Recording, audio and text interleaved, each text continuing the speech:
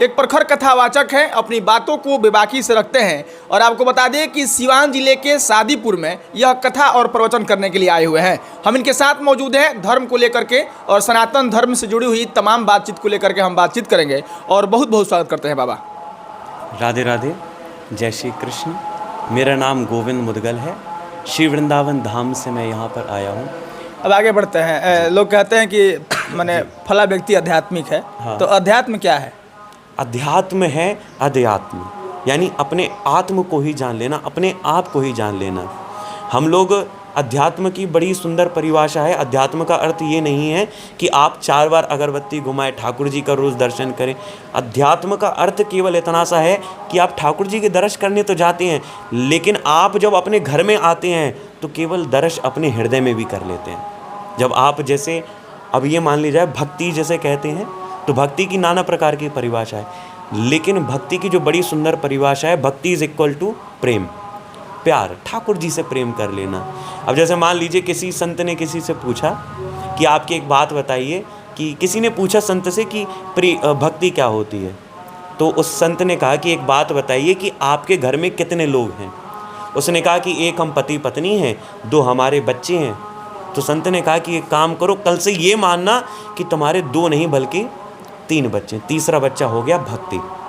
तो अब एक बात बताइए, उन संत ने पूछा कि आप अपने दोनों बच्चों से जितना प्रेम करते हैं, तो क्या आप समय देखकर प्रेम करते हैं कि हमारे 9 से 10 का प्रेम करने का समय इसमें करेंगे, बकाए दिन तुम भाड़ में जाओ? नहीं, वो 24 घंटे प्रेम करेंगे। उनके प्रेम के लिए वो सुबह से लेकर शाम तक मेहनत करते हैं, क्योंकि उनके हृदय में बैठे हैं ना। ठीक उसी प्रकार से अध्यात्म होता है, ये भक्ति होती है। ये सदैव हमारी एक बालक की तरह हमारे हृदय में नित्य निरंतर रहनी चाहिए। जैसे गंगा है, हमेशा नित्य निरंतर बहती रहती है, कभी भी ये भेद नहीं करती कि ये अच्छा व्यक्ति है, ये पापी व्यक्ति है। जो भी उसमें जाता है उसको तारती जाती है, उसको पवित्र करती जाती है।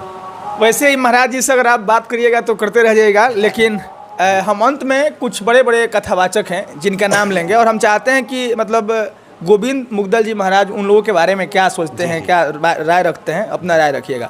और इस कड़ी में सबसे पहला नाम होगा धीरेन्द्र कृष्ण शास्त्री। मुझे लग ही रहा था। तो धीरेन्द्र कृष्ण शास्त्री एक बहुत ही विद्वान वाचक हैं और बहुत ही बखूबी से अपने शब्दों का प्रयोग करते हैं। और मुझे लगता है कहीं ना कहीं वो बहुत कट्टर सनातनी भी हैं, कट्टर हिंदू भी हैं, क्रांतिकारी भी हैं। और जैसे ये कहते हैं ना कि जिसका जैसा मन है वो करिए, लेकिन हमको ये पता है कि ये कार्य गलत है, इसको नहीं करना चाहिए। जैसे आप YouTube पे अगर शिक्षा लेने जाएंगे तो आपको नाना प्रकार के मोटिवेशनल स्पीकर ये कहेंगे नहीं कर लीजिए, कोई बड़ी बात नहीं है। लेकिन अगर हमारे वृंदावन के प्रेमानंद महाराज जी या फिर धीरेन्द्र कृष्ण शास्त्री या फिर किसी भी अन्य कथा वक्ता से कहेंगे, तो वो हमेशा एक बात को कहते हैं, कभी भी अपने आचरणों को मत बिगाड़ो, अपनी दृष्टि को मत बिगाड़ो, अपनी सदैव दृष्टि को शुद्ध रखो, अपने आचरणों को शुद्ध रखो। वो सीधे बोलते हैं। अब लेकिन उनकी बातों को बहुत मैनिपुलेट करके नाना प्रकार से प्रेजेंट किया जाता है, लेकिन मुझे लगता है कि वो बहुत ही अपने जीवन में सीख चुके हैं, सीख रहे हैं, और उसी सीख के कारण वो बातें घुमाकर नहीं कहते बल्कि डायरेक्ट कहते हैं कि यही ठीक है। अब इस कड़ी में दूसरा नाम राजेश्वरानंद जी महाराज। राजेश्वरानंद जी भी बहुत ही रामायणी जी, तो उनके ऊपर भी ठाकुर जी की कृपा है। और मुझे लगता है कि जैसे ठाकुर जी हमारे ठाकुर जी बांके बिहारी लाल या फिर राम जी कभी भी किसी में भेद नहीं करे, जात पात पूछत नहीं कोई, जो हरि को भजे सो हरि को हुई। तो मुझे लगता है रामायणी जी ने कभी जब हृदय में प्रेम उजागर हुआ होगा तब ठाकुर जी ने उन्हें अपनाया और अपने नाम की जो भक्ति है उनको प्रदान करी, और उन्होंने जन जन तक उसको फैलाया। प्रेम भूषण जी महाराज, प्रेम भूषण जी, उनके लिए मुझे सेम वाक्य है कि उनके ऊपर भी ठाकुर जी की कृपा है, जो इतनी विस्तार से लोग कह, जैसे आपने मुझे पूछा था कि व्यक्तिगत जीवन क्यों अलग होता है शुरू में, तो मुझे लगता है कि जैसे आप प्रेम भूषण जी के देखेंगे तो बहुत भव्य कथा होती है। तो मैं एक बात कहना चाहूँगा, मूल्यवान वस्तु का ही मूल्य होता है, जो मूल्यवान वस्तु नहीं होगी उसका कोई मूल्य नहीं होगा।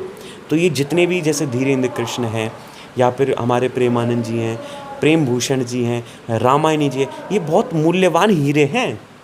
इनका मूल्य है एक। अगर इनके पास जाना है तो इनके मूल्य को समझना पड़ेगा। मूल्य नहीं समझोगे, क्योंकि अगर आपका हीरा का मूल्य नहीं पता, वो कौड़ी के लगने लग जाएगा। और अगर आपको एक कोई भी पड़ा हुआ पत्थर को आपने पहचान लिया कि ये पत्थर नहीं हीरा है, तो आपको उसमें मूल्य दिखने लग जाएगा। अच्छा, उनके शिष्य हैं राजन जी महाराज। जी, उनका भी बहुत सुंदर गला है, सुंदर वाक्य हैं उनका। तो मैं कहूँ कि उनके स्वयं भजन मैं सुनता रहता हूँ। तो बहुत ही उनके ऊपर ठाकुर जी की कृपा है, जो इतने प्रभु श्री राम का गुणगान करते जा रहे हैं। चलिए, अंतिम बात, अध्यात्म से, सनातन धर्म से लोगों को मतलब क्यों जुड़ना चाहिए और कैसे जुड़ना चाहिए? देखिए, मैं आपको बताऊं कि हमारे अध्यात्म के जुड़ने मात्र से, मैंने आपको पहले एक बात बताई कि अगर आप भोजन करोगे तो केवल वो शरीर को लगेगा, लेकिन अगर उस भोजन में ये भाव रख दोगे कि ये ठाकुर जी को समर्पित किया है, तो वो भोग बन जाएगा।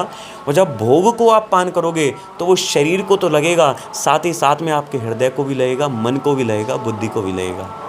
तो मतलब हर एक स्थान पर आपको वह संतुष्टि देगा। आप धन कमाओगे, धन बहुत कमाओ, कभी मना नहीं है। धन अगर बुराई होता तो ठाकुर जी बनाते क्यों? आप ये सोचिए ना। धन बहुत अच्छी है, लेकिन धन एक माया है। माया का अगर आप उपयोग करोगे तो उस माया से उपयोग करने से हम कृष्ण को प्राप्त कर सकते हैं, और अगर उसी माया का दुरुपयोग करते हैं तो उसी माया के द्वारा हम नरक के द्वार पर भी पहुंच सकते हैं। तो ये धन है, ये जितनी भी चीज़ें हैं, ये सब आपके पास आती हैं केवल आपको आकर्षण करने के लिए, लेकिन आपका कार्य केवल इतना सा है कि इनका केवल उपयोग करना है, उपभोग नहीं करना है, जिससे आपका आगे का जीवन ठाकुर जी के चरणों में बीते। और जैसे ही आप पूरी दुनिया को एक्सप्लोर कर लें, लेकिन आखिरी में जैसे गाय होती है ना, गाय होती है तो गाय का खूंटा एक स्थान पर बना रहता है। अब गाय की रस्सी कितनी भी लंबी कर दो, लौटकर वह अपना खूंटे पर आती है। ठीक उसी प्रकार हमारा ये मन है। अपने मन को ठाकुर जी के चरणों में रखो, फिर पूरे संसार में घूम लो। आपका मन अगर ठाकुर जी के चरणों में है तो सदैव ठाकुर जी आपकी रक्षा करने के लिए बार बार अब जाते जाते, चूंकि आप खुद एक अध्यात्म की नगरी वृंदावन से आए हैं, बाकी शादीपुर जहां आप कथा करने के लिए आए हैं, यहाँ के लोगों पर मतलब कथा का क्या प्रभाव रहा है, और अंत में चाहेंगे कि जाते जाते आप जहाँ से बिलोंग करते हैं वहाँ की कोई एक कहानी हो और हमारे दर्शकों को सुने। तो यहाँ पर शादीपुर तो मुझे ऐसा लग रहा है कि अब शादीपुर नहीं बल्कि वृंदावन ही बन गया है। और अगर मैं वृंदावन का अगर कुछ कहानी आपको बताना चाहूँ, एक बहुत ही सुंदर लीला है कि ठाकुर जी महाराज कर रहे थे। महाराज करते करते एकदम से ठाकुर जी जब विश्राम करने के लिए अपने महल में जाने लग गए, तो ठाकुर जी ने देखा कि किशोरी जी के चरणों में रज लगी, रज यानी मिट्टी, वृंदावन। तो ठाकुर जी ने कहा कि अरे किशोरी जी, आपके चरणों में रज लगी है। तो राधा रानी ने इग्नोर कर दिया कि ये तो बोलती रहते हैं। तो उसके बाद में ये थोड़ा आगे गए, यमुना जी का किनारा आया। अरे राधा रानी, हे श्यामा जी, आपके चरणों में रज लगी है, साफ कर लो या तो। उन्होंने छोड़ा। फिर बोला कि अरे राधा रानी, आपके चरणों में रज लग गई है, चाहे साफ तो कर लो, यमुना जी यहाँ पे बह रही है। राधा रानी देखो हे श्याम सुन, मुझे पता है मेरे चरणों में रज लगती है, लेकिन मैं इसको हटाऊंगी नहीं। क्यों? क्योंकि मेरे चरणों में एक बार जो भी व्यक्ति, जो भी पशु, जो भी जीव अगर मेरे चरणों में एक बार आ जाता है, उसको मैं कभी अपने आप से दूर नहीं करूंगा। तो ऐसे ही हमारे ठाकुर जी, ऐसी हमारी राधा रानी है कि जो एक बार वृंदावन में आ जाता है, वो कभी वृंदावन से जाने का नाम नहीं लेता। आप कथा करते हैं और बातचीत में कभी आप इग्नोर कर रहे हैं, एक साइकोलॉजी का और शब्द का प्रयोग किया था अंग्रेजी में, तो ये सब भी पढ़ लिखे हैं क्या? हाँ, क्योंकि एक्चुअली मेरी एजुकेशन सीबीएसई बोर्ड से हुई है और मैंने उसके बाद में अपनी ग्रेजुएशन भी की है। तो मॉडर्न एजुकेशन भी मेरी कंप्लीट की है मैंने। उसके साथ साथ में आध्यात्मिक जो ज्ञान है उसको भी मैंने अपने अंदर धारण किया है, क्योंकि संसार यति संसार जो धीरे धीरे बदलता जा रहा है, उसी का नाम संसार है। और अगर इस चीज को हम नहीं समझेंगे तो मुझे लगता है कि मैं आपको संतुष्ट नहीं कर पाऊंगा। आपको संतुष्ट करने के लिए या फिर सारी चीज संतुष्ट करने के लिए या फिर मैं अपने आप को ही संतुष्ट करने के लिए हर चीज को समझ करके फिर ही मैं कुछ बोलना ज्यादा पसंद करता। चलिए, तो ये हमारे साथ वृंदावन से आए हुए गोविंद मुग्दल जी महाराज थे, जो शादीपुर में यज्ञ हो रहा है, उस यज्ञ में बतौर कथावाचक यहाँ पर पहुंचे हुए हैं। और जो हमारी बातचीत हुई है, जो धर्म को लेकर के, जो सनातन को लेकर के, और जो हिंदू धर्म में से जुड़े हुए तमाम लोग हैं, उन तमाम लोगों के तरफ से जो हमने सवाल किया है, उसको लेकर के आपकी क्या राय है, प्रतिक्रिया दीजिएगा। मिलेंगे फिर किसी नए वीडियो में, तब तक के लिए धन्यवाद।